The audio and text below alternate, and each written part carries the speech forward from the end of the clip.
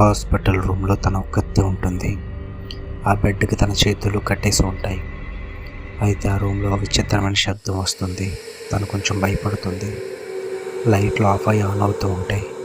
తనకు బాగా భయమేసి ఆ చేతులు విడిపించుకోవడానికి ప్రయత్నిస్తూ ఉంటుంది.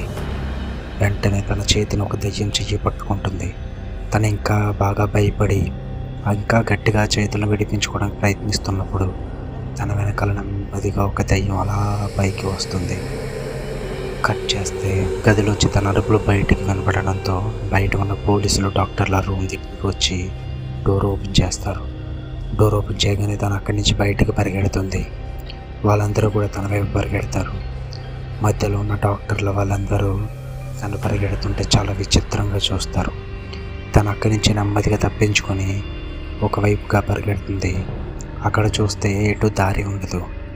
ఎదురుగుండా చూస్తే కారిడార్ మొత్తం ఒక్కొక్క లైటు పగిలిపోతూ ఉంటుంది.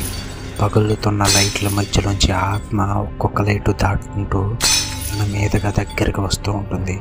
అలా ఆత్మ తన మీదకి వస్తుండగా తనకి పక్కనే ఒక డోర్ కనబడడంతో ఆ డోర్ ఓపెన్ చేసి లోపలికి వెళ్ళిపోతుంది. ఆ దెయ్యం నుంచి తప్పించుకుంటుంది. అలా లోపలికి వెళ్ళి ఒక బేస్మెంట్లోకి వెళ్ళగానే ఆ దెయ్యం తన నుంచున్న చోట వెనక నుంచి మళ్ళీ తన మీదకి వస్తుంది. తను అక్కడి నుంచి భయపడి మరొక వైపుకి వెళ్తుంది. అలా ఒక సైడ్ నుంచి ఎక్కువగా గాలి వస్తూ ఉండడంతో అటువైపుగా వెళ్ళి డోర్ ఓపెన్ చేస్తే టెర్రస్ మీదకి వెళ్తుంది. చుట్టూ చాలా గాలి వేస్తూ తనకి చలి పెడుతూ ఉంటుంది. కొంచెం ముందుకు వెళ్ళగానే వెనక నుంచి సౌండ్ వస్తే వెనక్కి తిరిగి చూస్తే తన వెనకాల దయ్యం ఉంటుంది. అది చూసి తను చాలా భయపడి కింద పడి వెనక్కి పాకుతూ వెళ్తుంది. సడన్గా చూస్తే ఆ దయ్యం కనిపించదు.